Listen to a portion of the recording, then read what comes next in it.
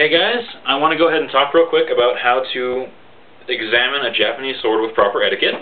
Since I don't see so many videos about that, I figured something good to have a few words on.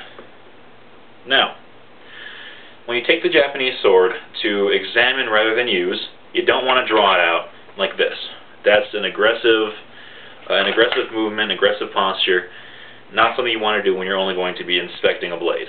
Especially if you're at a show or somebody's home, they want you to look at one of their pieces. You don't want to do that because it's just silly. So, rather than holding it like this, so the edge faces outward, hold it like this, so that the edge will face you. Break the seal of the habaki, however you normally do it, just like that, and take hold of the saya like this. Very gently slide it off and set the saya aside. From here, go ahead and examine the blade, support it whenever you're maneuvering it, and then hold it out away from you.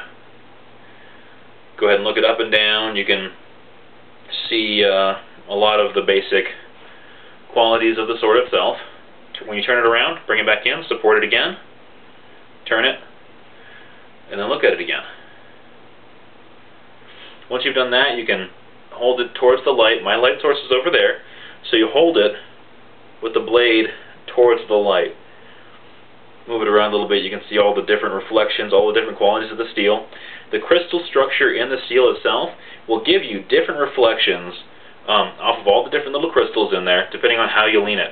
You can see some basic activities this way, if you just hold it up with the light source over there. A little bit more like this, but if you actually hold it so that the light source, the reflection of the light on your blade is no longer on the blade but somewhere up here, you see so much more of the depth in the steel itself. Here, I can see this differentially hardened. Here, I see some ashi, I see nie. Lots of the activities just pop when you have the reflection of the light source placed somewhere back here. Again, support it, rotate it, and examine it.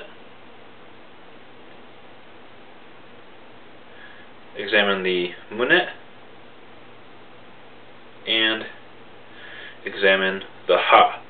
This is how you test the edge of a Japanese sword, especially if it doesn't belong to you.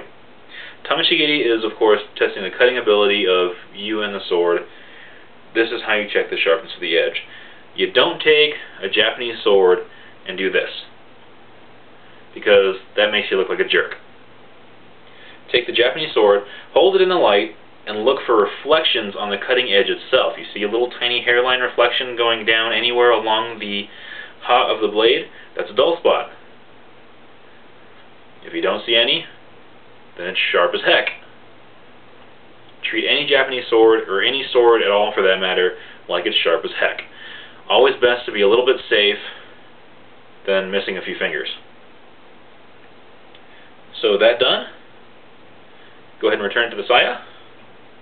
Again, blade facing you, or rather edge facing you, and very gently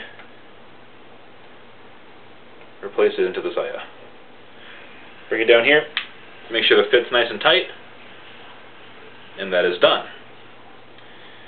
Now if you're in a setting like a museum or a blade show, somebody's home where they have a blade displayed not in the fittings, on say a stand or something,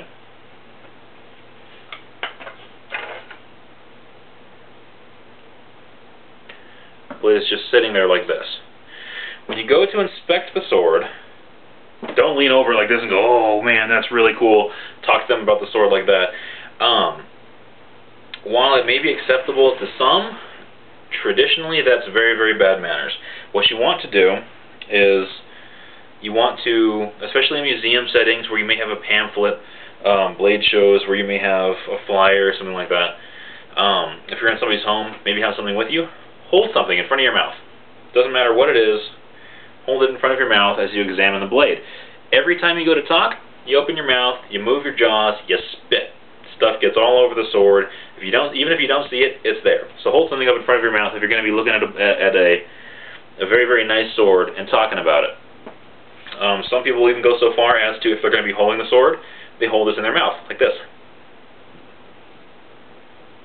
And they look it over and all that. I'm not going to do it because it's hard to talk with stuff in your mouth. Anyways, it's always best to admire from afar rather than being right over it. If you have to be right over it, hold something in front of your mouth. Otherwise, it's very bad form.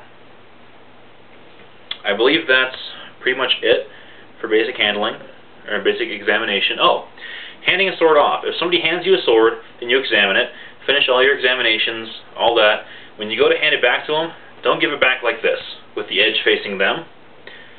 That's very, very bad. It's aggressive. If you let go too soon, it could hit them. They could accidentally bump the blade as they're reaching for it. Just very bad form. What you want to do is make it so that the blade faces you. Hand it like that, the only thing towards them is going to be the back. You can't cut them that way. If it falls, it bumps. The only person they could cut if it falls is you. Notice also my grip. I'm not holding it up here, I'm holding it down here. When you go to hand it off to the person, they'll reach over and grab it like this. Very, very natural. They don't have to fumble around with it. They don't have to worry about it. That's the polite, safe way to hand off a sword. So they can grab it just like that and do what they need to do. Anyhow, I believe that is it. Remember, always be safe,